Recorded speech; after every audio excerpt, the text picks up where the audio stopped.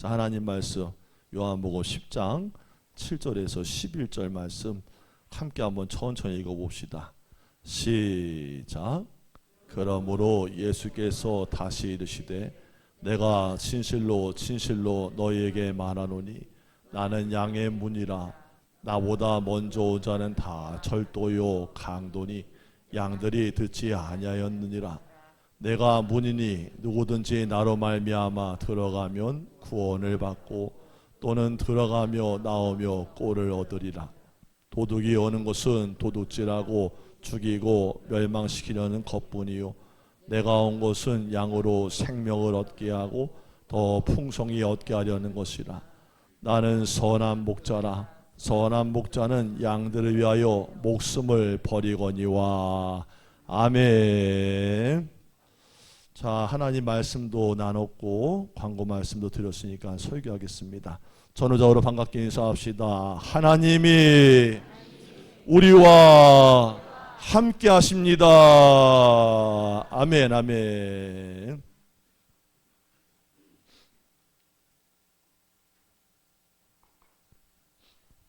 오늘은 사순절 네 번째 주일이에요. 예수님의 사랑과 긍휼하심을 깊이 묵상해서 체득되어지는 한 주간이 되어지기를 주의 이름으로 축원합니다. 7절 말씀에 보니까 양의 문이 나와요. 같이 합시다. 양의 문. 자, 11절에 함께 합시다. 선한 목자. 자, 시작. 아, 이 정도면 뭐 이제 우리는 다 됐어요. 이제 다 됐어. 다 이룬 거예요. 할렐루야. 잘 따라하시잖아요. 여러분, 이게 별게 아닌 것 같지만요, 서로 주고받고 소통하면서 내가 말로 한 것이요 기억에 남아요. 여러분, 콩나물에 물 준다고 물 그거 다 먹는 거 아닙니다. 흘러내리지만 콩나물은 자라는 거예요. 여러분, 예수님 당시에 유대 지역의 유목 문화를 근거로 하셨던 말씀이에요. 그 옛날 우리네 시골 풍경에 보면은 지금처럼 바깥에다가 우리를 만들지 않고 집집마다가 조그만 이렇게 소 우리를 만들잖아요. 돈이 없어서 못 길렀어요. 소가 이게 가정 내에 그 한켠에 이렇게 기르던 가정 소 기르던 데가 다 있었다는 거예요. 그렇듯이 유대인들도요 대부분 이것이 양을 갖다가 집안에서 기른 거예요. 수많은 양을 기르는 전문적인 목장도 있지만 대부분의 목자가 몇 마리, 몇십 마리씩을 소소히 길렀고요. 그 양들에게 이름을 붙여서 친근하게 불렀다는 거예요. 그러니까 당연히 양들이 자기의 주인과 목자의 음성을 잘 듣고요. 그 부르는 소리를 따랐다는 거죠. 또 마을에는요, 공동 우리가 있어가지고 상황이 이상하다 싶으면 밤마다 전문적인 한 사람을 세워놓고 공동으로 모아서 돌보기도 했다고 합니다. 그 공동 우리에는요, 문을 지키는 문지기가 있었고 아침이 되어서 목자가 자기의 양을 찾으러 가면요, 문지기가 그 목자에게 문을 열어주는 거예요. 목자는 우리 안으로 들어가서 자기 양들의 이름을 하나하나 불러가지고 데리고 들판으로 나간다는 거예요. 여러분, 케네스 이 베일리의 책에 선한 목자라는 책이 있는데 거기에 나온 이야기예요. 1930년대 중반이었는데 영국의 식민지로 있던 팔레스타인에 폭동이 일어나면서 주민들 모두가 양과 염소를 몰수를 당했대요. 어느 정도 시간이 지나니까 정부에서 목자들에게 원금을 내면 니들의 양을 찾아갈 수 있도록 해주겠다라고 공고했다는 거예요. 그때 8마리 정도의 양을 가지고 있던 목자가 원금을 마련해가지고 영국 군인한테 찾아가 말합니다. 내 양을 찾으러 왔소. 누구의 양? 내 양.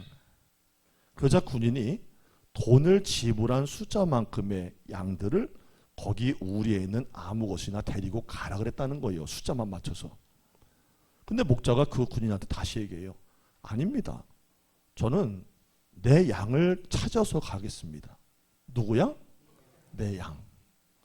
군인이 그 이야기를 듣고는 코웃음을 치는 거예요. 아니, 이렇게 우리 안에 많이 있는 양들 가운데 당신의 양을 찾겠다고? 어떻게 그걸 찾는단 말이야? 비웃더라는 거예요. 근데 목자는 아랑곳하지 않고요, 그 수많은 양들 앞에서 호각을 봅니다. 그러자 기가 막히게요.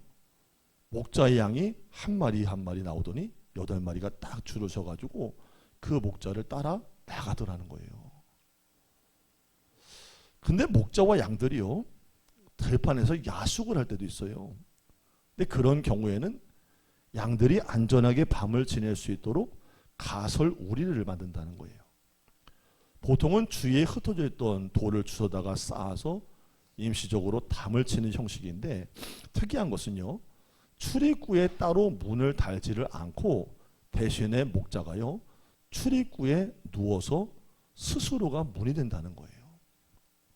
그 밤사이에 도둑이나 맹수가 양을 끌고 갈 수 없도록 자신이 누워가지고 문이 되어서 양들을 보호하기를 시작한다는 거예요. 1991년이었던 것으로 기억을 하는데, 중국의 양쯔강의 그 발원지에서부터 하루에리까지 소개하는 다큐멘터리가 TV에 방영된 적이 있어요.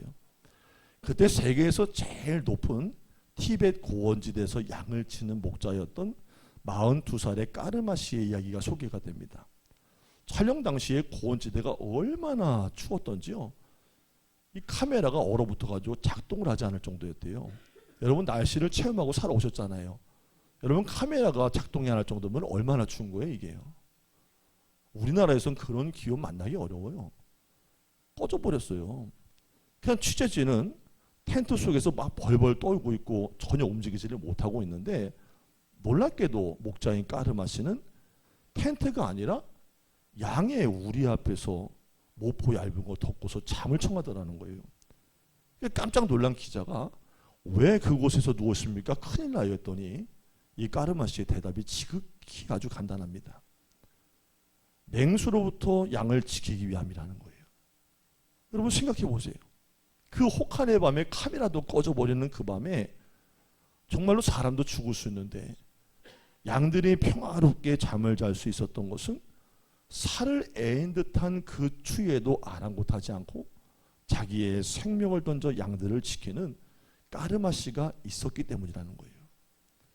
그 혹한의 한밤에 양의 오리를 지키는 양의 문이 된 이 까르마 씨의 모습을 보면서 우리를 위해서 친히 양의 문이 되어주신 예수님의 모습을 볼 수가 있는 거예요.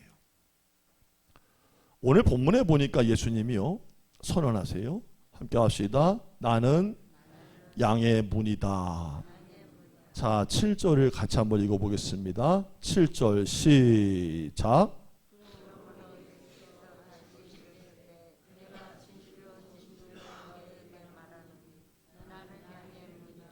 아멘. 여기에서 나는 양의 문이라는 말씀이 무슨 뜻이겠어요? 아까 제가 예화를 드렸던 거 기억하시죠? 양들이 오갈 때 누가 누워있다 했어요? 누가요? 그 양의 목자가 누워있다는 거예요. 여기서 나는 양의 문이라는 말씀, 예수님 자신이 우리 믿는 자 자녀된 인생의 출입구에 친히 문이 되셔서 우리를 지키시고 보호하시겠다는 거예요. 그분은 항상 우리 곁에 계실 뿐 아니라 우리를 지켜주십니다. 기꺼이 자신의 생명을 기꺼이 십자가에서 내놓으셔서 우리를 영원한 생명으로 인도하셨던 바로 그 예수님이 양의 문이 되신 거예요. 그분이 우리를 지켜주신다는 거예요. 자, 자신에게 말합시다. 두려움과 불안을 떨치고 예수님이 나와 내 가정과 자녀들을 지켜주십니다. 예수님이 그러신다는 거예요. 특히 오늘 9절 말씀에 보면요, 예수님이 이렇게 말씀하셨어요. 9절 시작.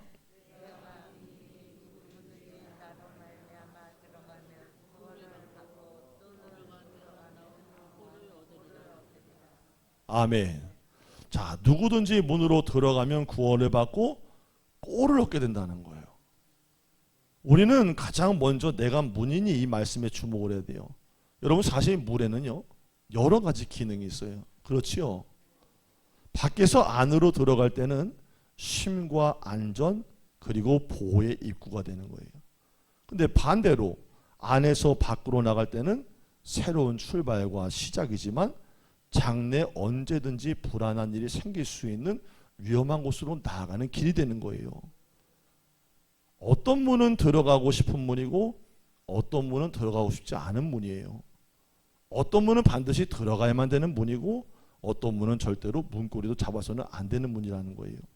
근데 예수님께서 여기에서 내가 문이니 라고 하신 것은 여러 문 중에 하나라는 말이 아니라 바로 그 문, 같이 합시다.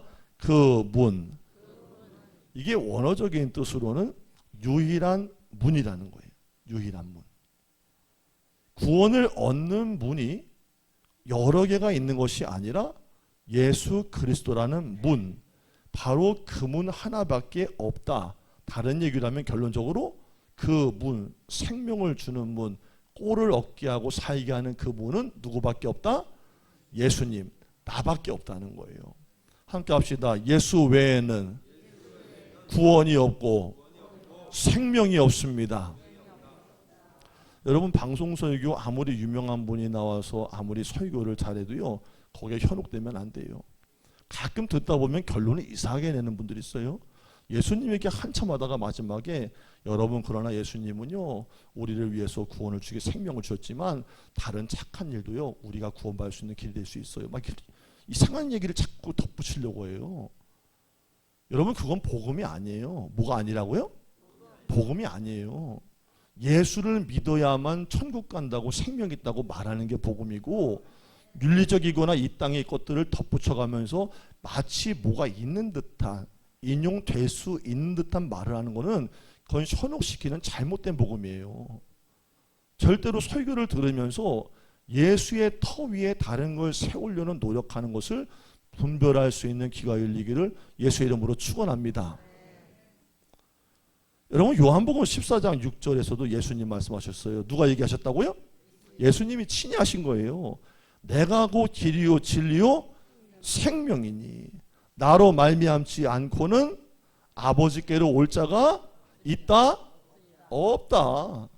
예수님 자신이 나 외에는 없다고 하셨다는 거예요. 나로 말미암지 않고는 유일하신 분이신 예수를 통하지 아니하고는, 그분의 이름을 인정하고 고백하지 아니하고는 그 누구도 하나님께로 천국으로 올 수가 없다는 거예요. 이게 복음이에요. 그래서 베드로 사도도 사도행전 4장 12절에 담대하게 선포했잖아요. 다른 이로서는 구원을 얻을 수가 없나니 천하 사람 중에 구원을 받을 만한 다른 이름을 우리에게 주신 일이 없습니다. 아주 명료해요. 복음은 복잡한 게 아니에요. 따져가지고 설명하는 게 아니에요. 명료해요. 예수 외에는 구원이 없다. 구원의 길은 여러 개가 있는 게 아닙니다. 오직 한 길, 예수밖에 없습니다. 그래서 주님이 8절 말씀에 나보다 먼저 온 자, 거짓 선자들이나 당시의 종교 지도자들은 아무리 현란한 말을 많이 하고 설파했어도 다 절도요 강도니. 자, 절도고 강도면 불법이에요, 합법이에요? 자, 불법이에요, 불법이에요? 불법이에요. 예수님 외에 왔던 모든 것들 가르침들은 다 절도요 강도니 양들이 듣지를 않았다는 거예요. 참복음은 예수에게서 나오기 때문에 그걸 듣지 않는다는 거예요. 여러분도 예수님만 따라하기를 주의 이름으로 축원합니다.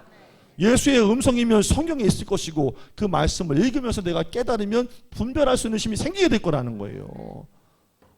자, 그럼 9절에서 우리가 주목할 것은 누구든지 주님은 내가 문이니 누구든지 나로 말미암아 들어가면이라고 하셨어요. 이 누구든지라는 말은요, 구원받을 사람은 제한되어 있지 않다는 거예요.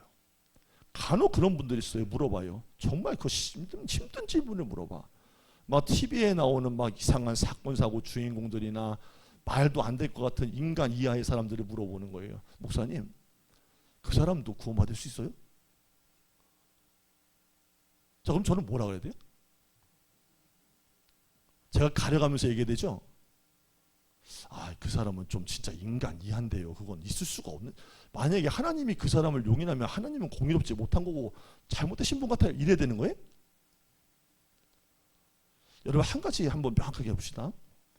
예수님의 피가 못 덮을 게 있어요? 성경에서 말하는 예수의 보혈이 사하지 못할 죄가 있다고 명목이 나왔어요? 근데 그런 질문을 던지는 분들이 마음에 뭐가 있는 거예요? 구원을 받을 만해야 받지요 라는 생각이 깔려 있는 거예요. 자, 그러면 성경에서 누구든지 말했어요. 예수님 아니야, 문이야. 그러면 누구든지 거리로 들어가기만 하면은 구원은 받는다, 못 받는다? 이거는 제한이 없다는 거예요. 누구든지 대신에 예수님을 통과해야 돼요. 회개하고 그분을 구주로 영접해야만 믿는 자가 문이신 예수를 통과하는 거예요. 그러면 그 사람에게 구원이 주어진다는 거예요. 구원받는 사람이 어떤 특정한 민족이거나 어떤 계층이 따로 있는 게 아니고 인간성의 여하를 따지는 게 아니라는 거예요. 누구든지 예수를 믿기만 하면 구원을 얻는다는 거예요. 지금 표정 보니까 애매한 분들도 있어요. 그 새끼가 구원을 받는다고요? 와, 이 세상에, 와, 여러분 마음속에 걸리는 사람 하나둘 있지요? 있어요. 내가 볼 때 있어. 표정이 애매해. 그 새끼가 가는 천국 나는 안 갈 겁니다. 이씨. 이런 분이 있다니까요. 근데 어떻게 해? 그 새끼도 가야지. 할렐루야. 성경에 그랬으니까 그걸 믿어야지. 할렐루야. 예수님을 믿고 죄사함을 얻고 피가 덮여지면 구원은 받는 거라는 거예요. 여러분하고 상관이 없어요. 하나님의 법이에요. 싫어도 참으라는 거예요. 할렐루야. 그게 복음이에요. 그럼 예수를 믿기만 하면 구원을 얻습니까? 아니, 왜 이렇게 구원이 단순해요? 어떤 분은요, 예수를 믿는 것으로 구원을 받는다 그래서요, 너무 단순해서 교회 안 다니는 분도 있어요. 왜? 많이 배우고요, 철학적 사변이 많은 분들은요, 예수 못 믿어요. 너무 단순해서요. 근데 여러분 그거 아세요? 복잡하면 죽을 때까지 못 받아들여요. 목사보다 성경 더 많이 아는 분도 있어요.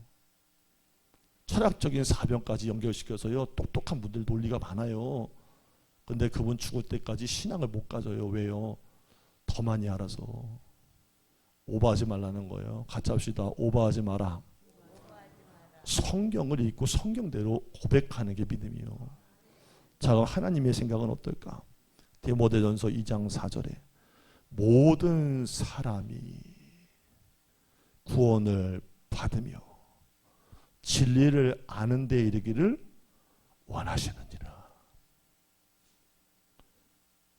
하나님은 하루가 천년 같고 천년이 하루같이 모든 사람들이 회개하고 돌이켜서 아버지께로 돌아오기를 그토록 원하십니다. 밤마다 문 열어놓고 그 자식 돌아오기를 그렇게 바라고 계십니다. 언제고 복음을 들어서 그 마음이 깨져서 심령에 금이 가서 복음이 들어가서 문 열어놓고 계시는 하나님의 그 안으로 들어오기를 그렇게 애타게 기다리고 계십니다. 베드로후서 3장 8절에 이렇게 말합니다. 사랑하는 자들아, 주께는 하루가 천년 같고 천년이 하루 같다는 것을 이 한 가지를 잊지 말아라.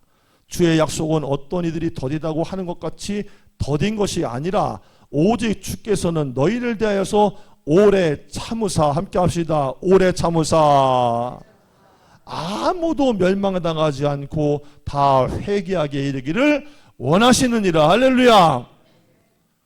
이게 아버지의 마음이라는 거예요. 다 들어와라. 다 들어와라.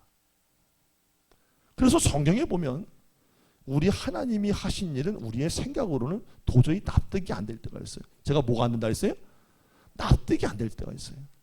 이게 분명히 구원받을 만한 사람이 아니었는데 밖의 사람인데 이 예상 밖의 사람들을 구원하셔서 하나님 자녀 삼으시고 복음의 통로를 삼는 사건이 너무나 많아요. 여러분 예수님과 함께 십자가에 달렸던 강도 기억하시죠? 원래 알고 있었던 거예요? 여러분 강도 기억하세요? 아, 그가 뭐 한 거 있어요? 한번 대답 좀 해줘. 누가 나한테 강도가 뭐 했는지. 예수님 십자가에 달리기 전에 알코올 솜으로 발 닦아드렸어요? 뭐 했어요? 착한 건 아무것도 한 것 없어. 근데 예수님을 인정했어. 나와 함께 낙원에 이르리라. 주를 인정한 거예요. 저분은 죄가 없다는 거예요. 그랬더니 그 강도가요, 십자가에 달려있던 그 순간에 예수님의 구원 선포를 들은 거예요. 여러분, 교회를 철저하게 짓밟았던, 성도를 핍박했던 사도 바울이요, 구원을 받아요. 그를 통해서 피를 흘린 그리스도인이 얼마나 많았겠어요. 근데 구원받아요. 구원만 받습니까? 이방을 위한 선교의 그릇으로 값지게 쓰임받아요. 로마의 군인이었던 고넬료와 그의 가족들, 그리고 주인의 것을 가져서 훔치고 도망갔던 노예였던 오네시모 같은 사람도 구원을 받았다는 거예요. 그리고 더 중요한 사실은 성경에 있는 그 예상 밖의 사람들이 다 구원받고 예수님 만났는데 바로 내가 구원을 받았다는 거예요. 자, 같이 합시다. 내가?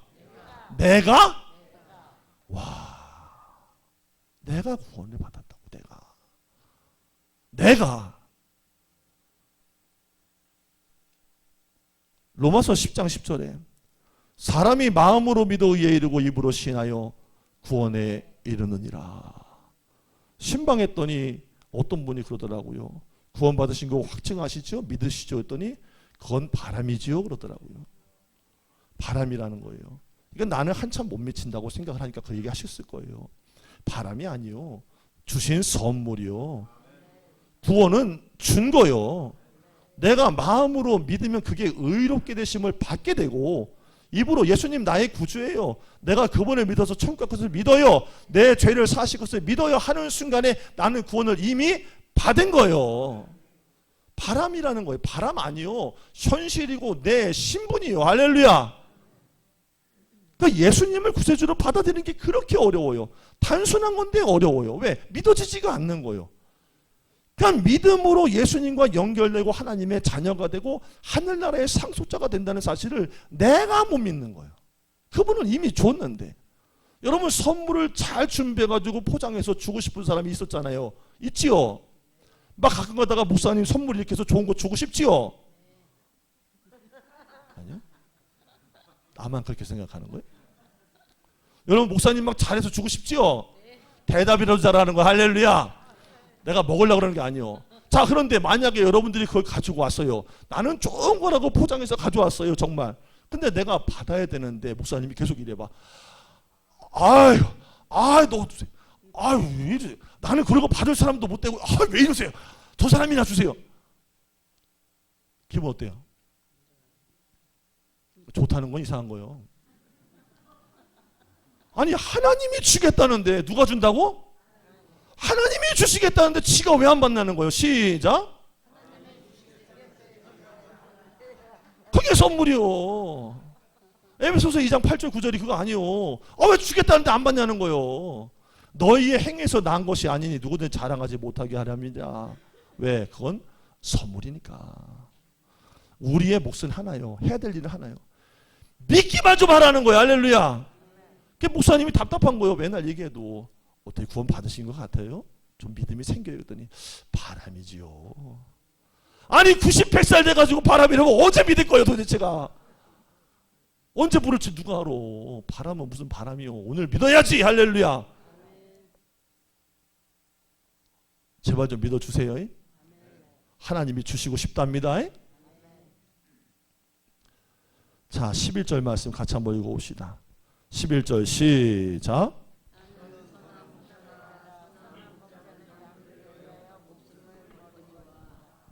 아멘. 예수님은요 선한 목자이십니다. 나는 선한 목자라. 이 말씀 역시도 예수님의 정체성을 드러내는 말씀이에요. 여기서 선하다라는 말은 번역된 헬라어 칼로스 그러는데 좋은, 아름다운, 착한 목자다. 예수님은 좋은 목자십니다. 선한 목자십니다. 다윗의 시편 23편의 고백이 그거 아니겠어요? 여호와는 나의 목자시니 내게 부족함이 없습니다. 그가 나를 푸른 풀밭에 누이시며 쉴만한 물가로 인도하십니다. 이 정말 아름다우면서도 우리 인간의 실존을 잘 드러내는 시예요. 다윗은 이 시에서 하나님 앞에 자신은 그저 양과 같은 존재일 뿐입니다 라고 고백을 하고 있는 거예요. 여러분, 양이 어떤 동물이에요? 맛있어요? 먹는 것만 생각하면 그렇게 나오는 거예요. 양은 어떤 동물이에요? 순하죠. 이미지가 다 있단 말이에요. 자기 이미지가. 양은 크게 세 가지의 특징을 가지고 있는 짐승이에요. 첫 번째는요, 눈이 지독히 근실해요. 방향 감각이 없어요. 누군가가 인도해 주지 않으면요, 길을 잃는데요. 그래서 실제로요, 중동 지역에 나가면요, 절벽에 걸려 있는 양 껍데기가 그렇게 많아요. 절벽에 떨어져 죽어가지고 말이에요. 둘째는 스스로 먹이를 구하지 못해요. 길을 찾지를 못하기 때문에 먹이가 어딘지 초지가 어딘지를 잘 분간할 능력이 없어요. 그래서 누군가가 먹이질 않으면요, 굶어 죽기 십상이에요. 셋째는 자기의 생명을 스스로 보호할 능력이 없어요. 걸음걸이가 빠르지 않은 건 물론이고요, 다른 동물들처럼 날카로운 이빨이나 발톱도 없어요. 그리고 머리에 있는 뿔도 어떤 분이 설교할 때 그게 유일한 짐승의 뿔이라고 하는데, 무기라고 하는데, 그 뿔의 모양을 가만히 생각해 봐요. 이렇게 나 있어요? 이렇게 돼 있어요? 그거는 공격 무기가 될 수 없어요. 장식품이에요. 가진 게 아무것도 없어요. 누군가가 자신의 생명을 지켜주지 않으면 맹수의 공격에 속수무책이에요. 이런 양이 살 수 있는 유일한 방법은 뭐겠어요? 선한 목자를 만나는 거예요. 양은 혼자 살 수 없지만 선한 목자를 만나면 안전하게 살 수 있어요. 선한 목자가 양들의 이름을 부르면서 좋은 곳으로 인도해서 꼴을 먹이고 보호하고 인도하기 때문이에요. 선한 목자는 양을 푸른 초장으로 인도해서 배불리 먹이고요, 잔잔한 물가로 인도해서 목을 마르지 않도록, 그리고 의의 길, 좋은 길로 인도한다는 거예요. 여러분, 예수 믿는 것을 복을 하셔야 됩니다. 지팡이와 막대기가 철저하게 우리를 보호하시는 거예요. 살면서 그게 느껴지는 분들은 복입니다. 때로는 고난의 문제 같기도 하고 현실 속에 피할 수 없는 가시덤불 같지만, 때로는 그것을 통해서 깨닫게도 하시고요, 어이 하시는 거예요. 이스라엘 백성과 하나님의 관계가 바로 그런 관계였고, 우리와 예수님과의 관계도 그런 관계라는 거예요. 그분은 우리 한 사람도 그냥 두지 않으세요. 양이 아무리 훌륭해도 목자를 떠나면 금방 위험에 빠져요. 양된 우리도 인생을 살아가면서 이 벌판 같은 광야 같은 곳에 아무리 여러분이 지혜로 무장을 하고 도덕적으로 반듯하게 잘 살아도, 여러분 속에 많은 것을 주머니에 쥐고 있어도 언젠가 낭떠러지 떨어질 수도 있고요, 갑작스러운 직면, 위험에 갈 수도 있는 거예요. 우리도 그래서 바른 고백을 드려야 돼요. 예수님, 살아보니까요, 내 힘으로 살지 못하겠어요. 예수님이 없는 삶은 안 돼요. 그래서 주님을 믿고 의지하는 거예요. 자, 9절 말씀 다시 한번 읽어봅시다. 9절 시작.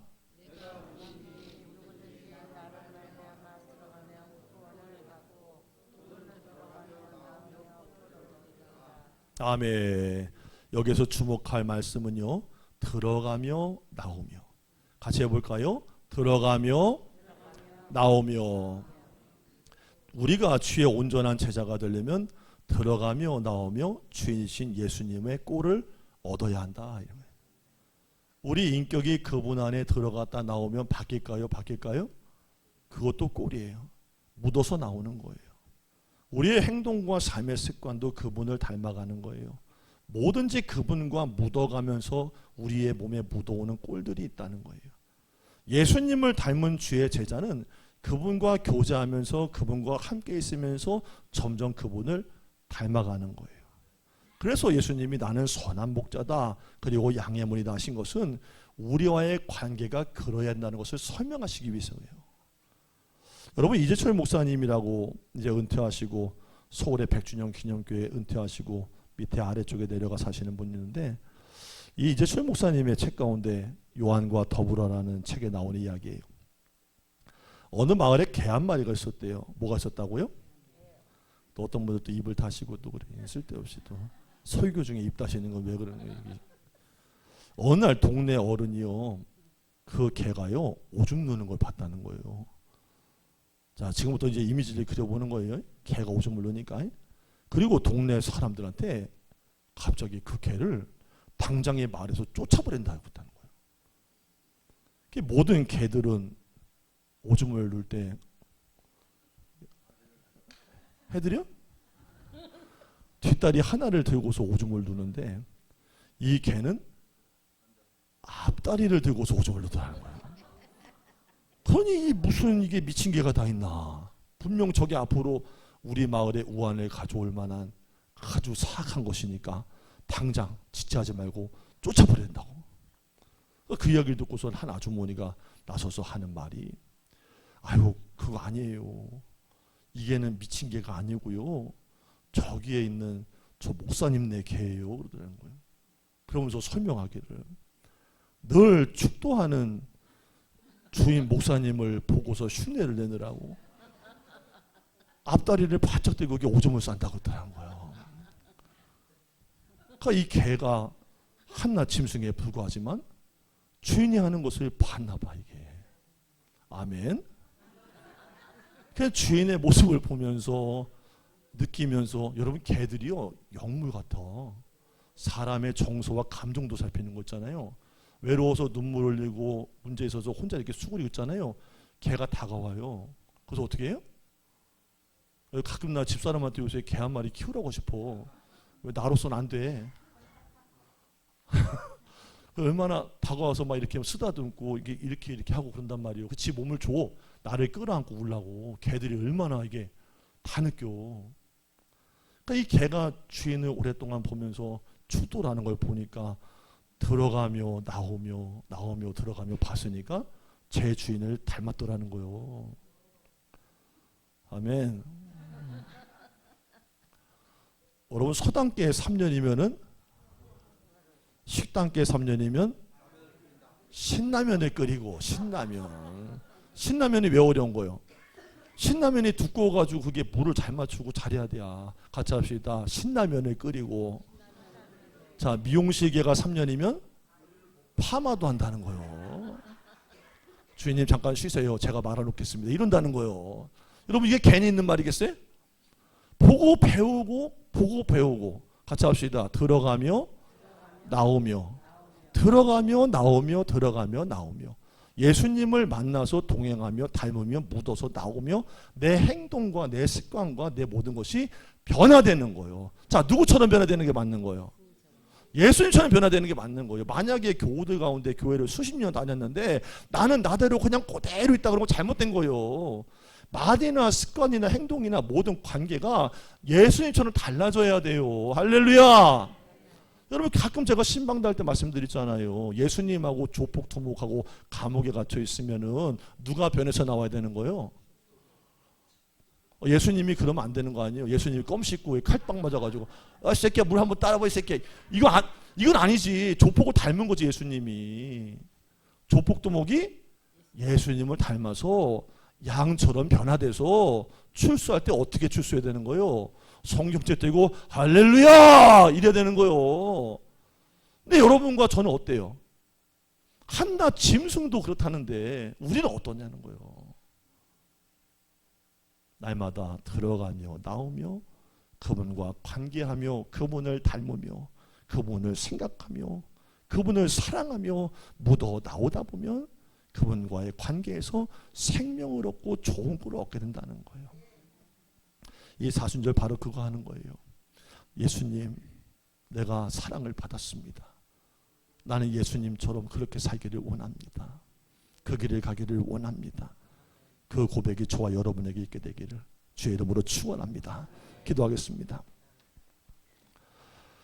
자기의 생명까지 아낌없이 내어주시며 십자가의 사랑으로 우리를 대속하여 구원하신 선한 우리의 목자 예수님, 일생 마음 변치 않고 따라서 영원한 나라에서 함께 거하게 하시고 이 땅에 남겨진 삶을 예수님 닮은 삶으로 복음을 전하며 그리스도의 삶으로 살게 하옵소서. 감사하며 예수님의 이름으로 기도합니다. 아멘. 다음